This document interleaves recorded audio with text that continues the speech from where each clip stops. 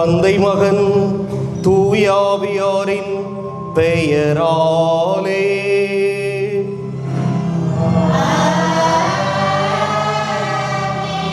நம் ஆண்டவராகிய இயேசு கிறிஸ்துவின் அருளும் கடவுளின் அன்பும் தூய ஆவியாரின் நட்புறவும் உங்கள் அனைவரோடும் இருப்பதாக.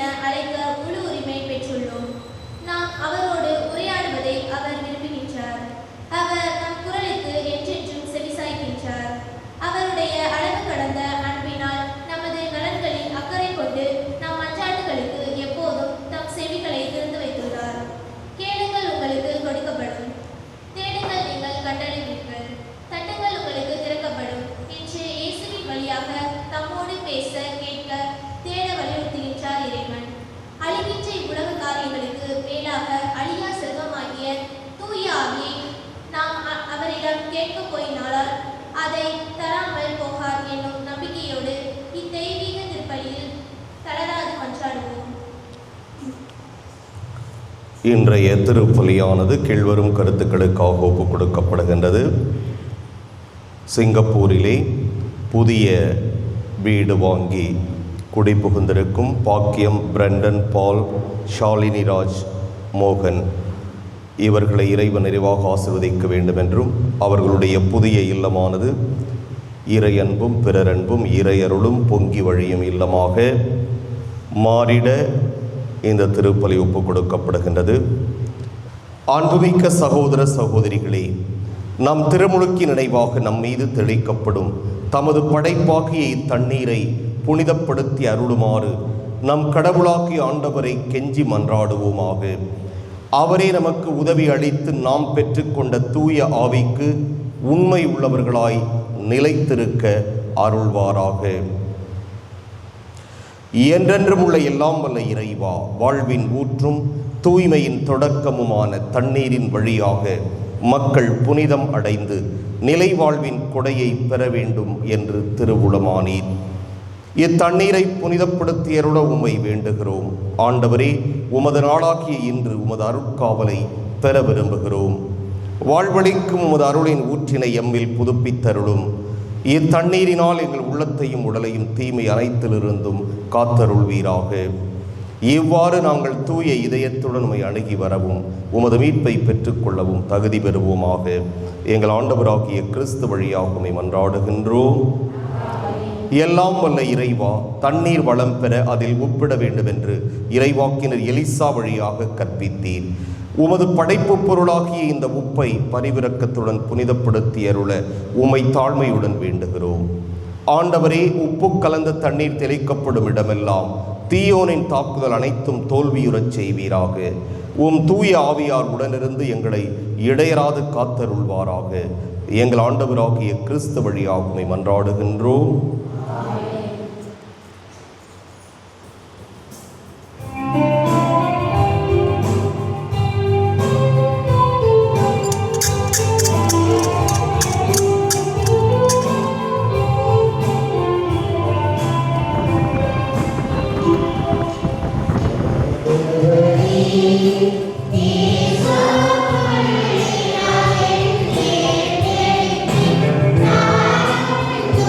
Yeah.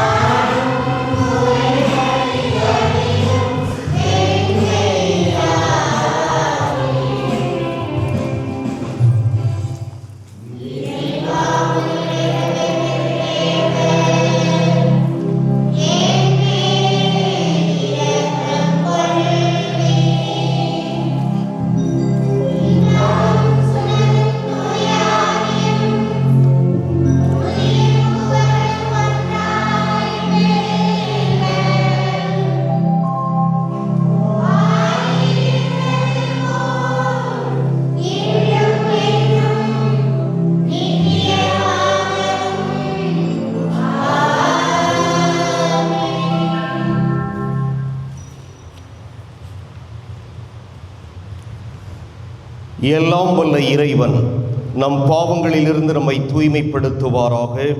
இந்த நற்கருணை கொண்டாட்டத்தின் வழியாக அவர் தம்முடைய ஆட்சியின் விருந்தில் பங்கு கொள்ள நம்மை தகுதி பெறச் செய்வாராக.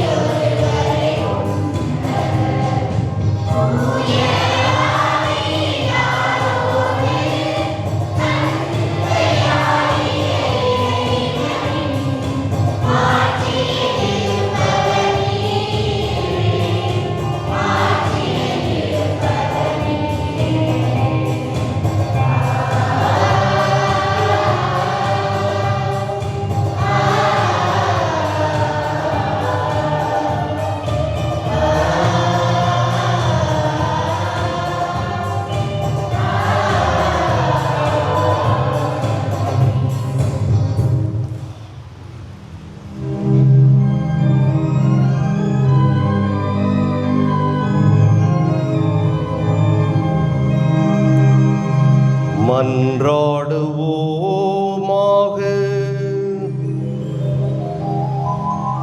உம்மை எதிர்நோக்கி இருப்போரை பாதுகாப்பவரான இறைவா,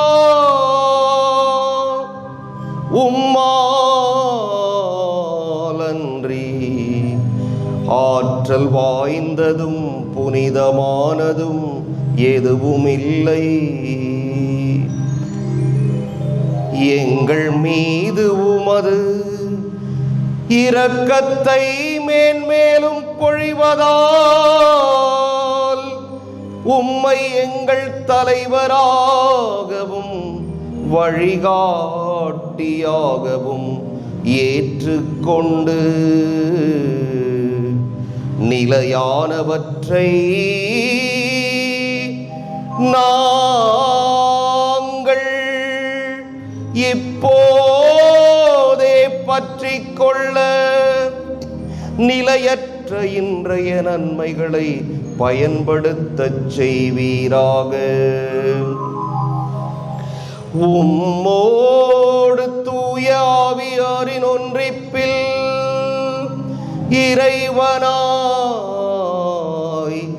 என்றென்றும் வாழ்ந்து ஆட்சி செய்கின்ற அவர் வழியாக உம்மை மன்றாடுகிறோம்.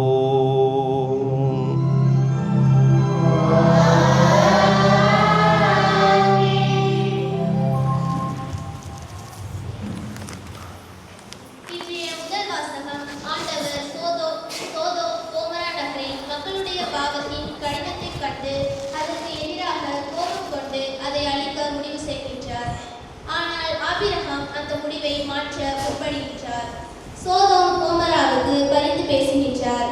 அவருடைய பரிந்துரையை ஏற்றுக்கொண்டு மனமிறங்குகின்றார் என்ற ஆண்டவரின் பெருஞ்செயலை கூறும் இவ்வாசகத்திற்கு நம் மனதினை திறந்து செவி கொடுப்போம்.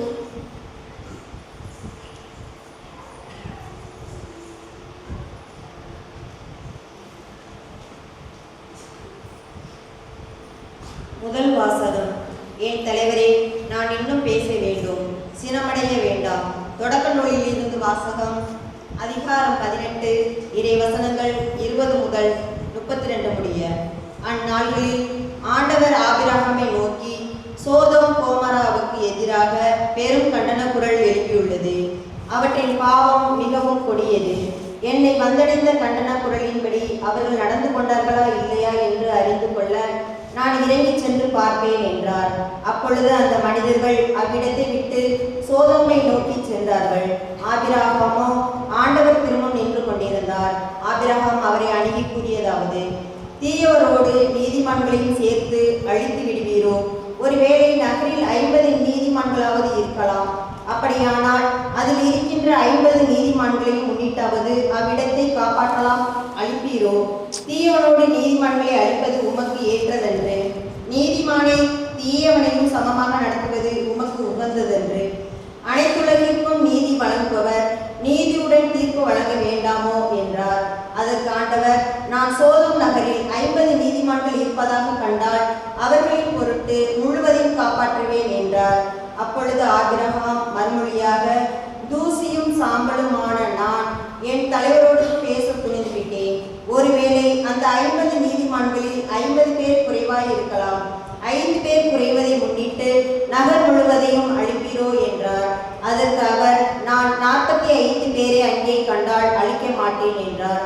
மீண்டும் அவர் உரையாடலை தொடர்ந்து, ஒருவேளை அங்கே 40 பேர் மட்டும் காணப்பட்டால் என்ன செய்வீர் என்று கேட்க, ஆண்டவர் 40 நீதிமான்களின் பொருட்டு அதனை அழிக்க மாட்டேன் என்றார். அப்பொழுது ஆபிரகாம்: என் தலைவரே, நான் இன்னும் பேச வேண்டும், சினமடைய வேண்டாம். ஒருவேளை அங்கே 30 பேரை காணப்பட்டால் என அவரும் 30 பேர் அங்கு காணப்பட்டால் அழிக்க மாட்டேன் என்று பதிலளித்தார். அவர்: என் தலைவரே, உம்மோடு அடியேன் பேச துணிந்து விட்டேன். ஒருவேளை அங்கு 20 பேரை காணப்பட்டால் என.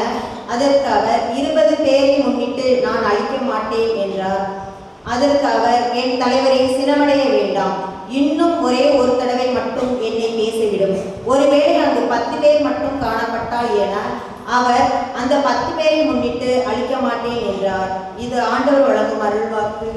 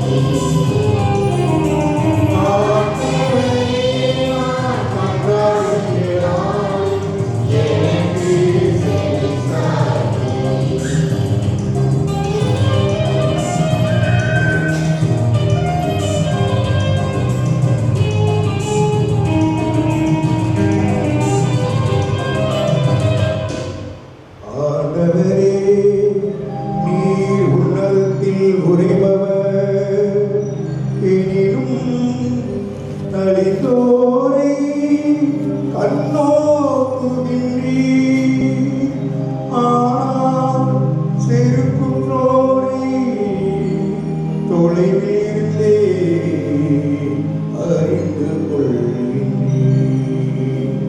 நான் துன்பத்தின் நடுவில் நடந்தாலும் என் உயிரை காக்கின்றீர். என் எதிரிகளின் சினத்துக்கு எதிராக உமது கையை நீட்டுவீர்.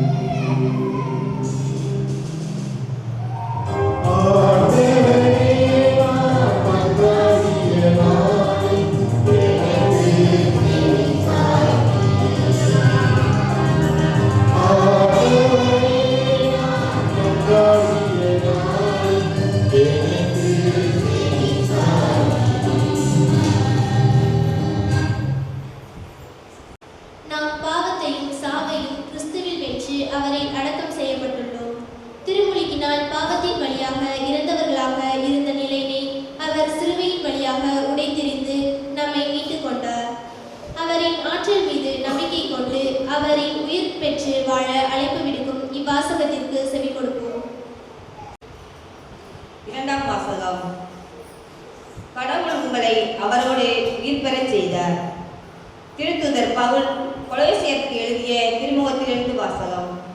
அதிகாரம் 2, இறை வார்த்தைகள் 12 முதல் 14. சகோதர சகோதரிகளே, நீங்கள் திருமுழுக்கு பெற்றபோது கிறிஸ்துவோடு அடக்கம் செய்யப்பட்டீர்கள். சாவில் இருந்து அவரை உயிர்த்தெழச் செய்த கடவுளின் ஆற்றல் மீது கொண்டுள்ள நம்பிக்கையால் அவரோடு நீங்களும் உயிர் பெற்று எழுந்துள்ளீர்கள். உடலில் விருத்த சேதனம் செய்து கொள்ளாதவர்களாயும் குற்றங்கள் செய்பவர்களாயும் வாழ்ந்ததால் நீங்கள் இறந்தவர்களாய் இருந்தீர்கள். கடவுள் உங்களை அவரோடு உயிர் பெறச் செய்தார். நம் குற்றங்கள் அனைத்தையும் மன்னித்து அருளினார். நமக்கு எதிரான ஒப்பந்த விதிகள் பல கொண்ட கடன் பத்திரத்தை அவர் அழித்து விட்டார். அதை சிலுவையில் வைத்து ஆணி அடித்து அறவே ஒழித்து விட்டார். இது ஆண்டவர் வழங்கும் அருள்வாக்கு.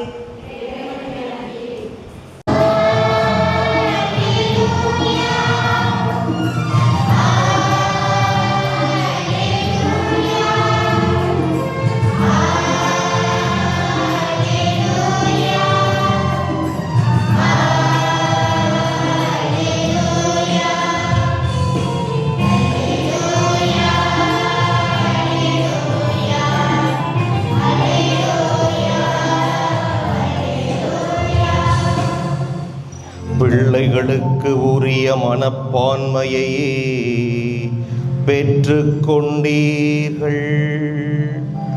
அதனால் நாம் அப்பா தந்தையே என அழைக்கிறோம். அல்லேலூயா.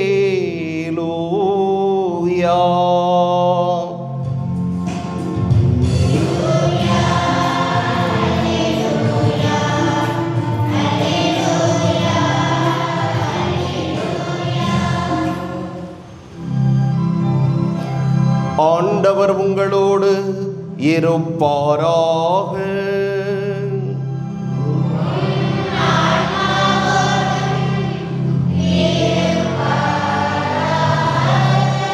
லூக்கா எழுதிய தூய நற்செய்தியிலிருந்து வாசகம்.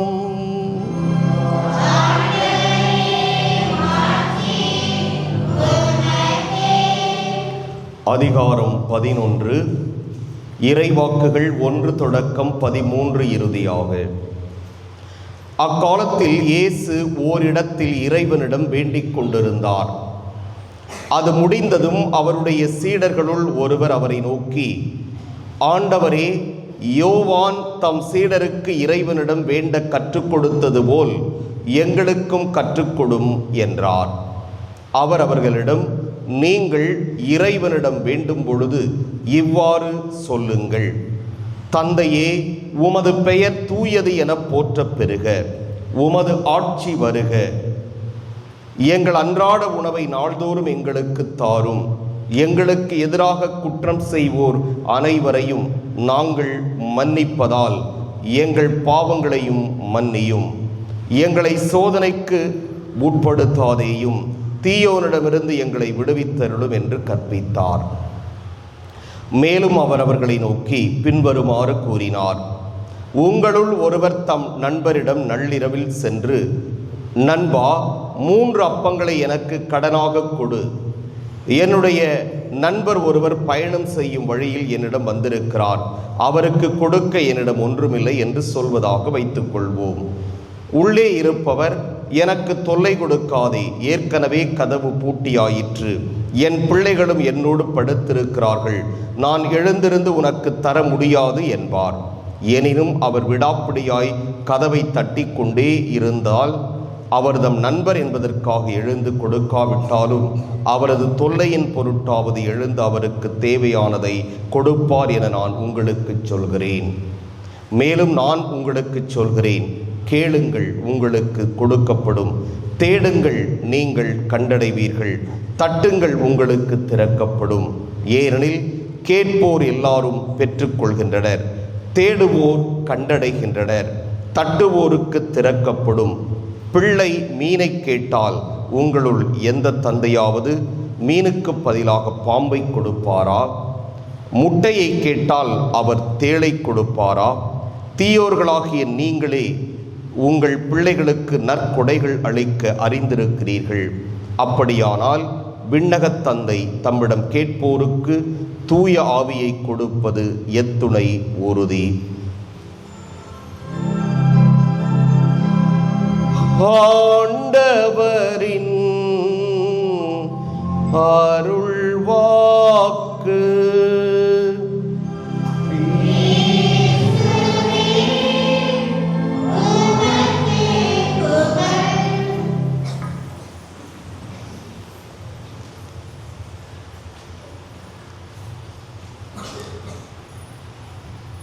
ஜெபம் செய்பவர்களில் 3 வகையினர் உண்டு.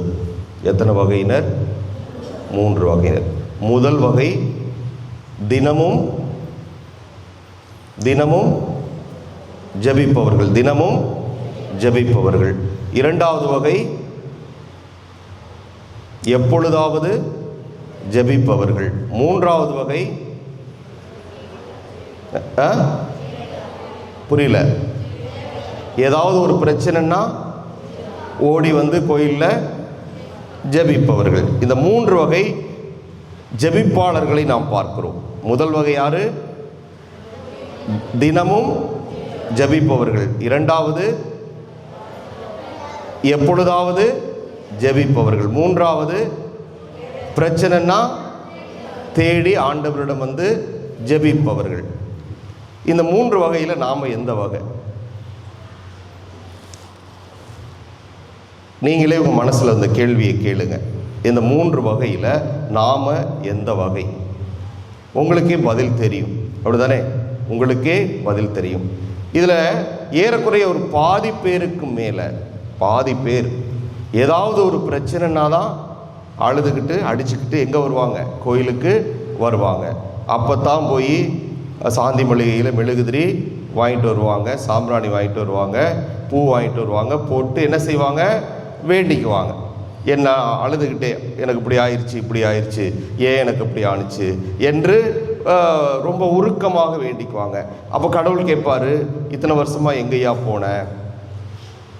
உனக்கு ஒரு பிரச்சனைனா நீ என்னை தேடி ஓடி வர்ற, ஆனால் மற்ற நேரத்தில் நீ என்னைய கண்டுக்க மாட்ற அப்படின்னு ஒரு கேள்வி கேட்பார். கேள்வி கேட்கும்போது நாம் என்ன பதிலை சொல்கிறது? என்ன பதிலை சொல்கிறது? நிறைய பேருக்கு மனசில் ஒரு கோபம். என்ன கோபம்?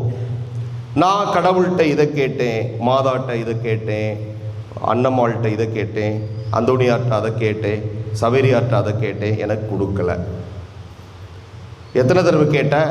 ஒரு தடவை தான் கேட்டேன், கேட்ட உடனே கொடுக்கல.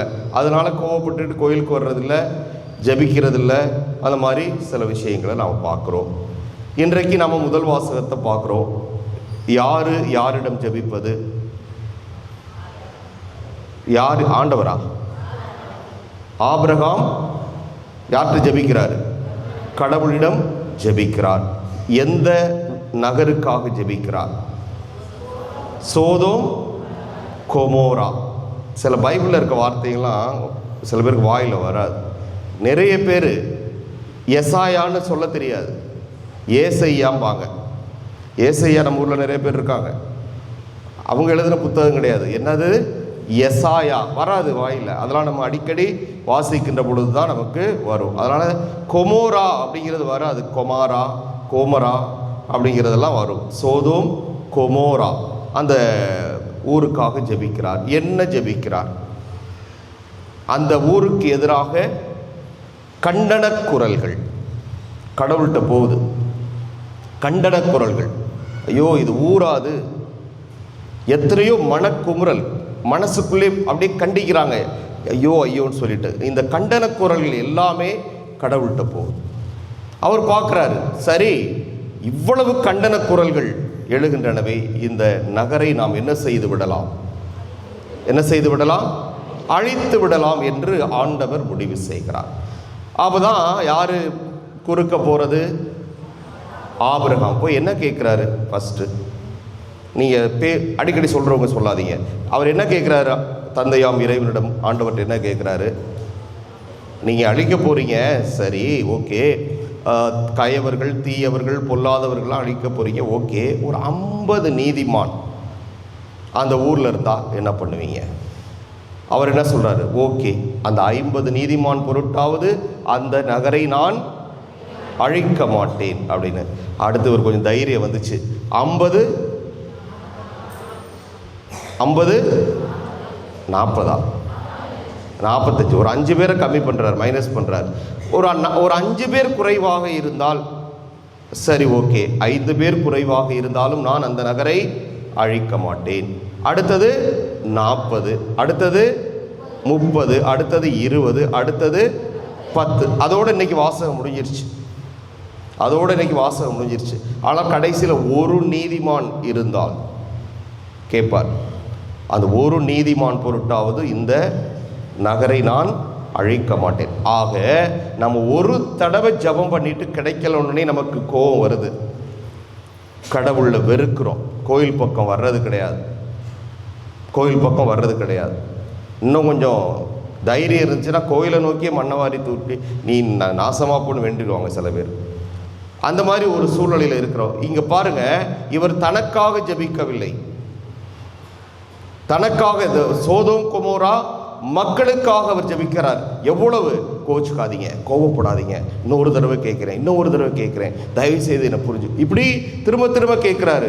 50, 45, 40, 30, 20, 10 இப்படி போய் ஒன்றில் போய் முடியுது. அப்ப தொடர்ந்து ஜபிக்கிறார். கேட்டது கிடைக்கும் வரை அவர் ஜபிக்கிறார். இதைத்தான் நாம் பார்க்கிறோம் இந்த நற்செய்தி வாசகத்தில். நண்பன் ஒருவன் திடீர்னு தேவைப்படுது. என்ன தேவைப்படுது? அப்பம் தேவைப்படுது, உணவு தேவைப்படுது. போய் நண்பனுடைய வீட்டு கதவை தட்டுறான். அவன் என்ன செஞ்சிட்டான்? பிள்ளைங்களோட மனைவியோடு அவன் என்ன செஞ்சிட்டான்? வீட்டை கதவை சாத்திட்டு படுத்துட்டான். இவன் கேட்குறான், அவன் என்னை தொல்லப்படுத்தாதே, நான் என்னுடைய குழந்தைகளோடு படுத்து உறங்கி கொண்டு இருக்கிறேன், டிஸ்டர்ப் பண்ணாதேங்கிறான். இவன் தொடர்ந்து என்ன செஞ்சுக்கிட்டே இருக்கிறான்? கதவை தட்டிக்கிட்டே இருக்கான், கேட்டுக்கிட்டே இருக்கிறான். அப்போ கடைசியில் அவர் என்ன சொல்றாரு? தன்னுடைய நண்பன் என்பதற்காக இல்லாவிட்டாலும் இவன் கொடுக்கின்ற தொல்லையின் பொருட்டாவது நான் எழுந்து இவனுக்கு தேவையான அப்பத்தை கொடுப்பேன் என்று சொல்லுகிறார். அப்ப என்ன சொல்ல வர்றார் ஆண்டவர்? நீ தொடர்ந்து என்னை தட்டிக்கொண்டே இரு, கேளுங்கள் உங்களுக்கு கொடுக்கப்படும், தேடுங்கள் கண்டடைவீர்கள், தட்டுங்கள் உங்களுக்கு திறக்கப்படும். ஆண்டவரை தேடணும், ஆண்டவரை தட்டணும். நம்முடைய ஜபத்தின் வழியாக அவருடைய இதயத்தை அடுத்து கேளுங்கள், அவரிடம் நாம் கேட்க வேண்டும். இன்றைய வாசகங்கள் எல்லாமே ஜபத்தினுடைய மேன்மையை நமக்கு எடுத்து கூறுகிறது. தினமும் ஜபிப்பவர்கள் பார்க்கிறோம், அவங்களுக்கு பிரச்சனை வராமையா இருக்கு, வருது. ஆனால் அந்த பிரச்சனை எளிதாக அவர்களை விட்டு கடந்து சென்று விடுகிறது. இறைவன் அவர்களுக்கு துணை புரிகிறார். எப்பொழுதாவது ஜபிப்பவர்கள் நாம் பார்க்கிறோம், வேலை, அங்கே போயிட்டேன் இங்கே போயிட்டேன், டைம் இல்லை என்று சொல்லிவிட்டு கடவுளுக்கு நேரம் ஒதுக்காமல் எப்பொழுதாவது நேரம் ஒதுக்குகின்ற ஒரு சில மனிதர்களை நாம் பார்க்கிறோம். இந்த மூணாவது சொன்னனே, ஏதாவது வீட்டில் ஒரு பிரச்சனை, துன்பம், நோய், ஏதாவது ஒன்று வந்ததுக்கு அப்புறம்தான் நெஞ்சில் அடிச்சுக்கிட்டு கடவுள்கிட்ட வர்றது. ஆனால் ஆண்டவர் இந்த முதல் வகை ஜெபத்தை தான் விரும்புகிறார். முதல் வகை ஜெபத்தை தான் விரும்புகிறார். எப்பொழுதும் ஜெபிக்க வேண்டும், தினமும் ஜெபிக்க வேண்டும், தினமும் ஜெபிக்க வேண்டும். கோயிலுக்கு வந்து தான் ஜெபிக்கணும் அப்படின்னு இல்லை. அதுக்காக ஃபாதர் கோயிலுக்கு வந்து தான் ஜெபிக்கணும்னு சொல்லிட்டார், கோயிலுக்கு போகண்டாம்னு நீங்கள் ஒரு முடிவு எடுத்துடாதீங்க. அந்த அர்த்தத்தில் சொல்லலை. ஏதோ ஒரு இடத்துக்கு போகிறோம், ஒரு மனசுக்கு ஒரு மாதிரி இருக்குது, ஜெபிக்கணும், அங்கே நின்றுக்கிட்டே ஆண்டவரிடம் ஜெபிக்கலாம். காலையில் எழுந்தவுடன் படுக்கையில் ஜெபிக்கலாம். படுக்க போகும் முன் பாயில உட்காந்துக்கிட்டு ஜெபித்து விட்டு படுக்கலாம். இப்படி ஜெபிப்பதற்கு இடம் தேவையில்லை, நேரம் தேவையில்லை. எங்கு நாம் இருக்கிறோமோ அங்கிருந்து கூட நாம் ஜெபிக்கலாம். ஆனால் நாம் ஆண்டவரோடு ஜெபத்தில் பேசுகிறோமா என்பதுதான் நமக்கு இங்கு முக்கியம். இரண்டாவது வாசகத்தில் நாம் பார்க்கிறோம், நாம் இந்த மாதிரி ஆண்டவரை தேடாமல் இருப்பதால் ஏகப்பட்ட பாவங்களை செய்கிறோம், நிறைய பாவங்கள். ஆனால் இயேசு எப்பொழுது சிலுவையில் அறையப்பட்டாரோ நமக்காக, அப்பொழுதே நம்முடைய பாவங்களும் அந்த சிலுவையிலே அறையப்பட்டு விட்டன. எனவே அவர் எப்படி உயிர்த்தாரோ அதுபோன்று நாமும் உயிர்த்த ஆண்டவரோடு இருக்க வேண்டும் என்பதற்காக நம்முடைய பாவங்களுக்கு பரிகாரமாக அவர் தன்னையே, தன்னுடைய உயிரையே நமக்காக கொடுத்தார். அவர் இரத்தம் சிந்திய போது, அவரை ஈட்டியால் குத்திய போது, அவர் கைகளிலும் கால்களிலும் ஆணிகளை அறைந்த போது அதிலிருந்து வடிந்ததை இரத்தம் நாம் விவிலியத்திலே வாசிக்கிறோம். அப்பொழுது அதோடு சேர்த்து நம்முடைய பாவங்களும் கழுவப்பட்டு விட்டன. எனவே நாம் எப்பொழுதெல்லாம் பாவம் செய்கிறோமோ அவரிடம் ஜெபத்திலே ஒன்றிணைய வேண்டும். நம்முடைய பாவங்களுக்கு அவரிடம் மன்னிப்பு கேட்க வேண்டும். ஆண்டவரே, நீர் எம்முடைய பாவங்களுக்காகத்தானே இறந்தீர், எம்முடைய பாவங்கள் தானே உம்மை சிலுவையில் அறைந்தன, உம்மை கொன்று போட்டன, உம்மை இரத்தம் சிந்த வைத்தன, உம்மை பாடுகளை சந்திக்க வைத்தன என்பதை நாம் எடுத்து சொல்லி நம்முடைய பாவங்களுக்காக நாம் மன்னிப்பு தேட வேண்டும். எனவே ஜெபத்தில் நாம் முதல்ல ஜெபிப்பது நன்றி ஜெபமாக இருக்க வேண்டும். எத்தனையோ கொடைகளை நமக்கு ஆண்டவர் கொடுத்திருக்கிறார். அதற்கு நன்றி சொல். எடுத்தவனே போய் எனக்கு அது வேணும் இது வேணும் என்று சொல்வதை விட முதலில் நாம் நன்றி சொல்ல வேண்டும் ஆண்டவருக்கு. யோசிச்சு பாருங்க, எவ்வளவோ நல்ல காரியங்களை நமக்கு அவர் செய்து கொடுத்திருக்கிறார். இரண்டாவதாக நம்முடைய பாவங்களை மன்னிக்க ஆண்டவரிடம் ஜெபிக்க வேண்டும். இது இரண்டாவது.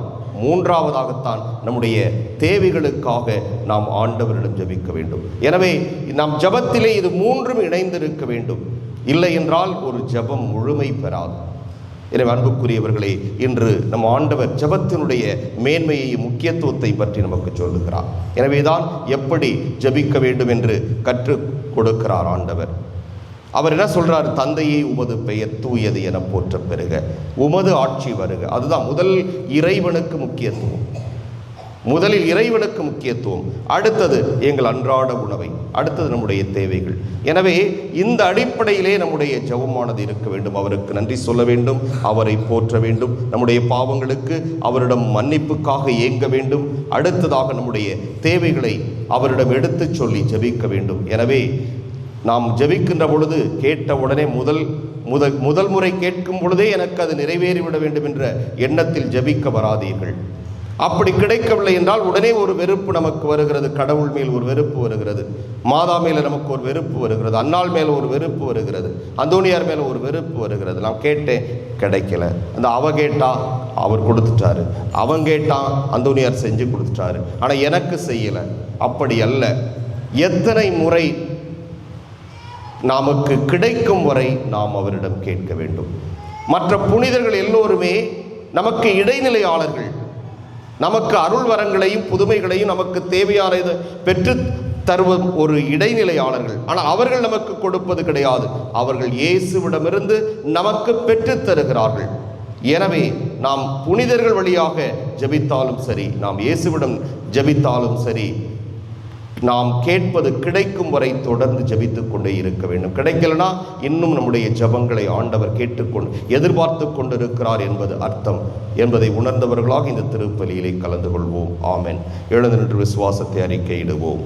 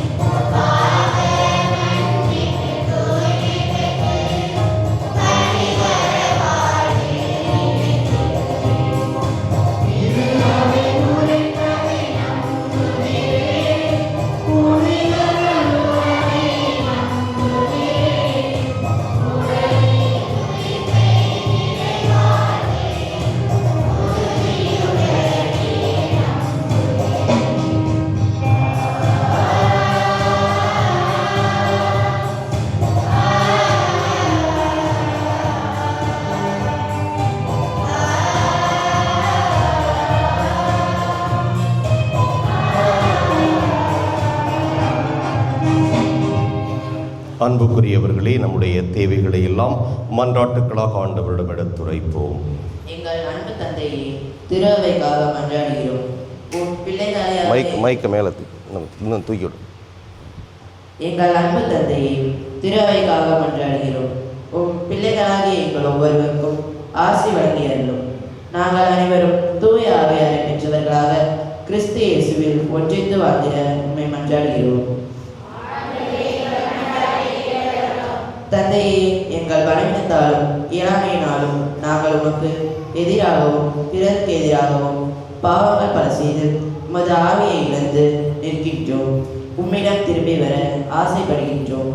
எங்களுக்கு உமது ஆவியையும் அருளையும் அளித்து உம்மோடு என்னை சேர்த்து கொள்ள உம்மை மன்றாடுகிறோம். நாங்கள் கேட்கும் மன்றாட்டுகளுக்கு இல்லை என்று கூறாதவரை இறைவா, இதோ நாங்கள் ஆபிரகாமை போல பிறர் துன்பங்களை காணக்கூடிய கண்களையும் அவர்களுக்காக இறங்கக்கூடிய மனதையும் எங்களுக்கு தந்து பிறருக்காக வேண்டும் நல்லுள்ளத்தை தந்திட உம்மை மன்றாடுகிறோம். எங்களை எந்நாளும் காத்து வருவரே இறைவா, எங்கள் உடலையும் உள்ளத்தையும் ஆன்மாவையும் உமது உணவால் நீர் ஊக்குவிப்பது போல நாங்கள் எங்களால் முடிந்தவரை பிறருக்கு உதவிட தேவையான அருளை பொழுதிட உம்மை மன்றாடுகிறோம். நம்முடைய தனிப்பட்ட தேவைகளை அமைதியாக ஆண்டவரிடம் எடுத்துரைப்போம்.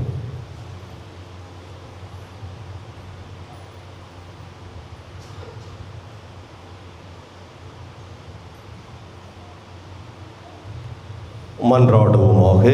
எங்கள் புகலிடம் பலவுமாக இறைவா, எங்களிடம் இறை உணர்வை தூண்டி எழுப்புகிறவன் நீரே.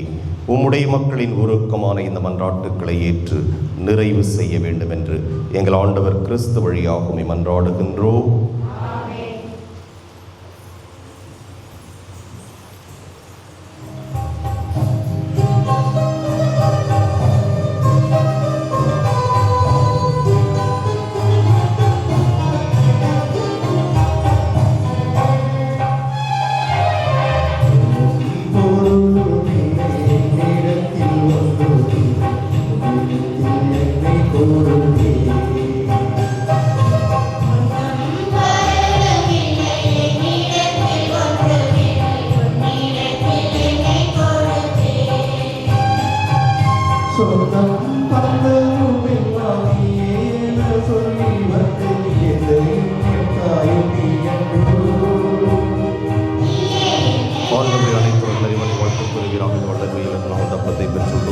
நிலத்தின் விளைவு மனித உழைப்பின் பயன்பாடு பற்றியும் இது எங்களுக்கு வாழ்வுடைக்கும் மக்கமாக மாறும்.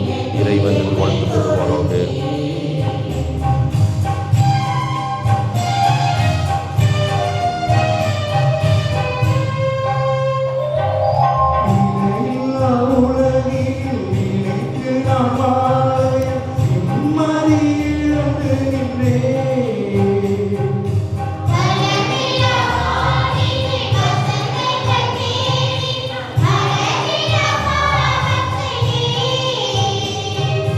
ஆண்டவரை அனைத்துலகம் தெரிவான வாழ்த்து பெறுவீராக. வல்லமையின் மந்திரசத்தை பெற்றுள்ளோம். திராட்சை செடி மனித உழைப்பின் பயனுமான ரசத்தின் போக்குவரத்துகிறோம். இது எங்கள் ஆன்மீக பாரமாக மாறும். இறைவன் வாழ்த்து பெறுவாராக. ஆண்டவரை தாழ்மையான மனமும் நொறுங்கிய உள்ளம் துணைகளை ஏற்றருளும். ஆண்டவரை இறைவனாக திருமணம் பரிமாற்றி கொண்டதாவதாக.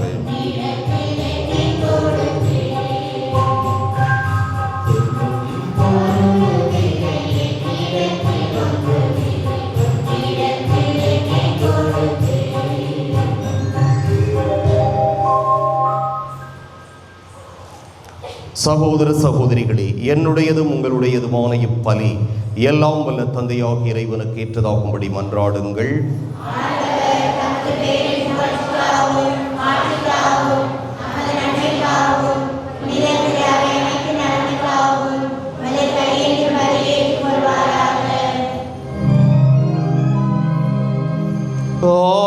ஆண்டவரே, நீர்தாமே வாரி வழங்கிய கொடைகளிலிருந்து நாங்கள் கொண்டு வரும் இக்காணிக்கைகளை ஏற்றருளும். அதனால் உமது அருளின் ஆற்றலால் செயல்படும் இப்புனிதமிக்க மறை நிகழ்வுகள் இவ்வுலகில் எங்கள் வாழ்வை புனிதப்படுத்தி நிலையான பேரின்பத்துக்கு இட்டு செல்வனவாக எங்கள் ஆண்டவராகிய கிறிஸ்து வழியாக உம்மை மன்றாடுகின்றோம்.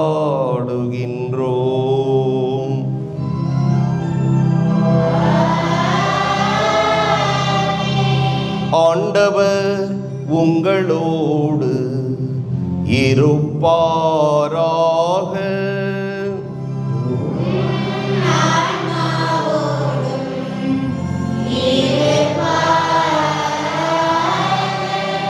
இதயங்களை மேலே எழுப்புங்கள்.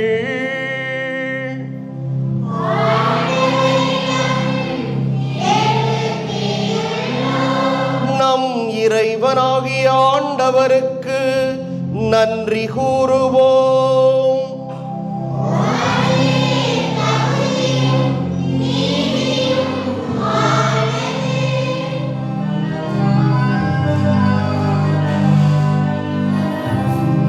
ஆண்டவரே, தூயவரான தந்தையே, என்றுமுள்ள எல்லாம் வல்ல இறைவா,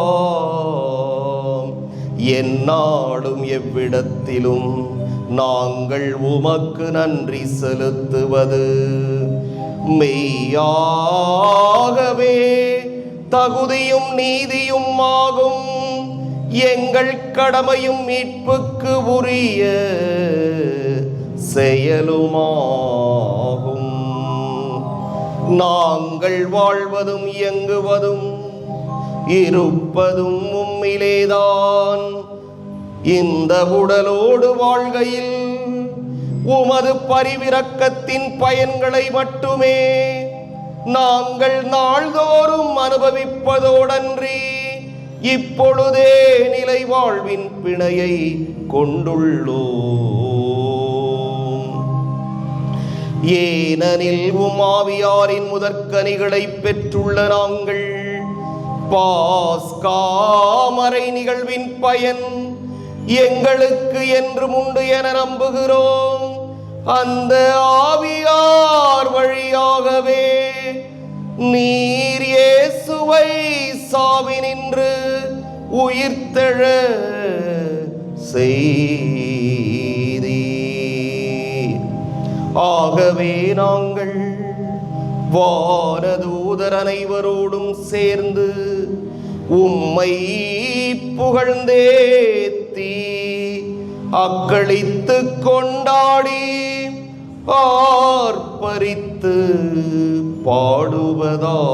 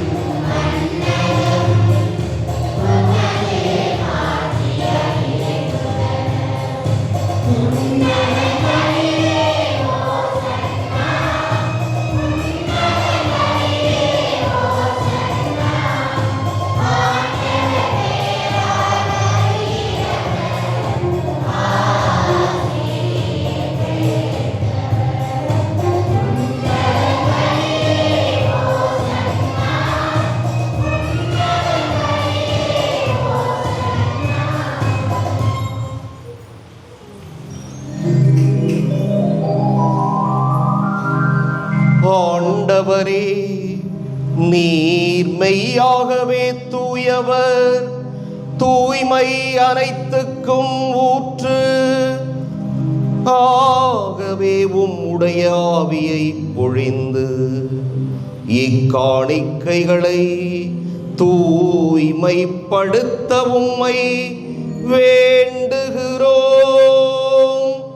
இவ்வாறு எங்கள் ஆண்டவர் இயேசு கிறிஸ்துவின் உடலும் இரத்தமுமாக எங்களுக்கு இவை மாறுவனவாக.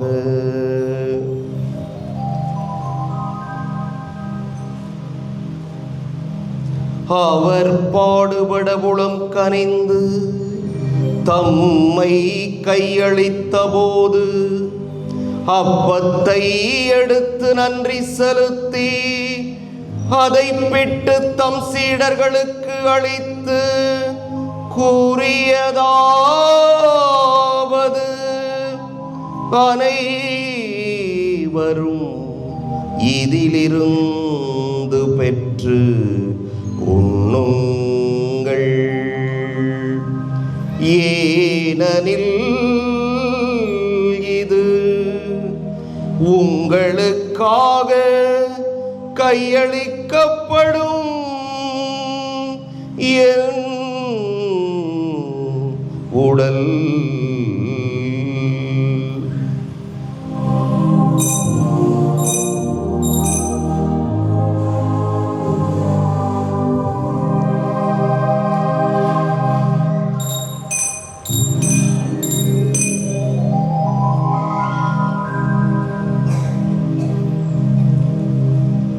அவ்வண்ணமே இரவு விருந்தை அருந்திய பின் கிண்ணத்தையும் எடுத்து மீண்டும் உமக்கு நன்றி கூறி தம் சீடர்களுக்கு அளித்து அவர் கூறியதாவது, அனைவரும் இதிலிருந்து பெற்று பருகுங்கள். ஏனெனில் இது புதிய நிலையான உடன்படிக்கைக்கு உரிய என் இரத்தத்தின் கிண்ணம். இது பாவ மன்னிப்புக்கென்று உங்களுக்காகவும் பலருக்காகவும் சிந்தப்படும். இதை என் நினைவாக செய்யுங்கள்.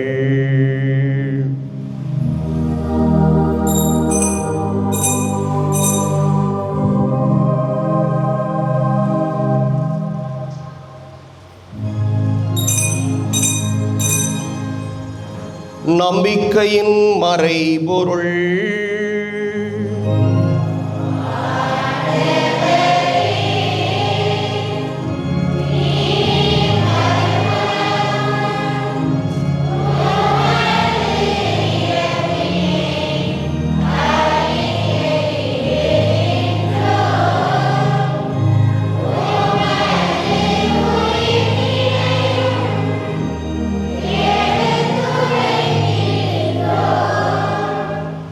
ஆகவே ஆண்டவரே, நாங்கள் கிறிஸ்துவின் இறப்பினையும் உயிர்ப்பினையும் நினைவு கூர்ந்து வாழ்வு தரும் அப்பத்தையும் மீட்பளிக்கும் கிண்ணத்தையும் உமக்கு ஒப்புக் கொடுக்கின்றோம்.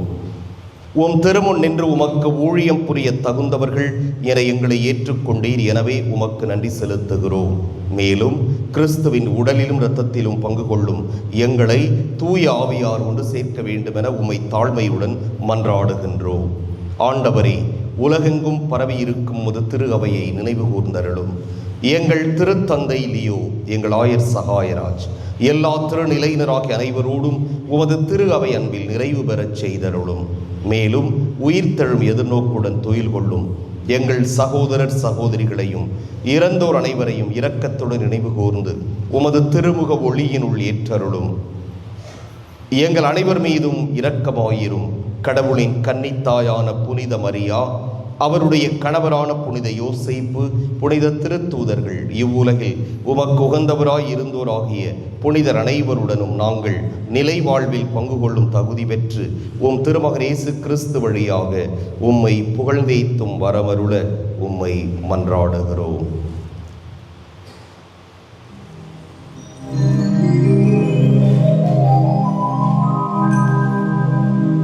இவர் வழியாக, இவரோடு, இவரில் எல்லாம் வல்ல இறைவனாகிய தந்தையே,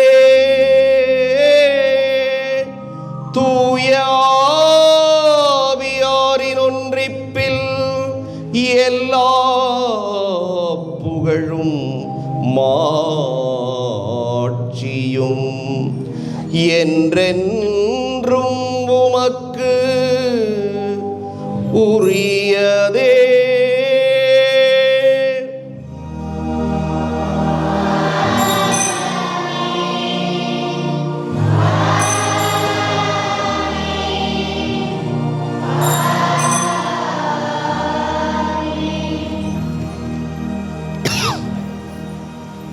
மீட்பரின் கட்டளையால் கற்பிக்கப்பட்டு இறைபடிப்பினையால் பயிற்சி பெற்ற நாம் துணிந்து பாடுவோம்.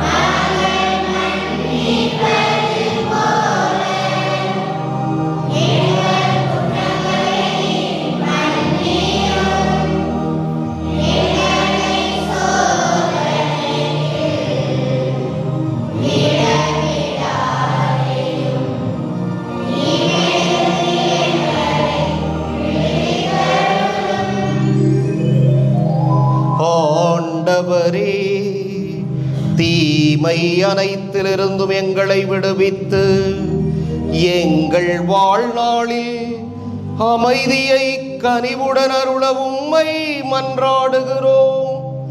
உமது இரக்கத்தின் உதவியால் நாங்கள் பாவத்திலிருந்து எப்போதும் விடுதலை பெற்று யாதொரு கலக்கமுமின்றி நலமாய் இருப்போமாக. நாங்கள் எதிர்நோக்கி இருக்கும் பேரின்பத்துக்காகவும் எம் மீட்பராகிய இயேசு கிறிஸ்துவின் வருகைக்காகவும் காத்திருக்கின்றோம்.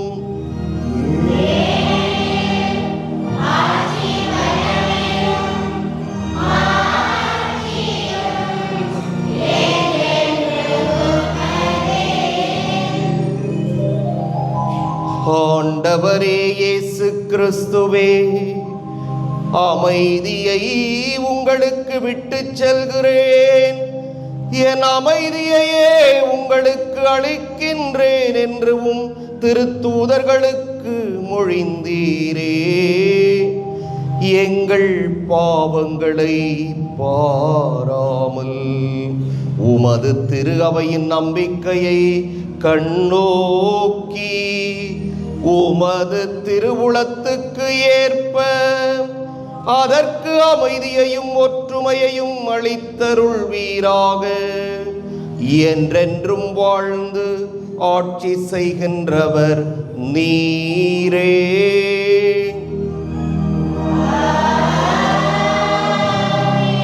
ஆண்டவருடைய அமைதி உங்களோடு என்றும் இருப்பதாக.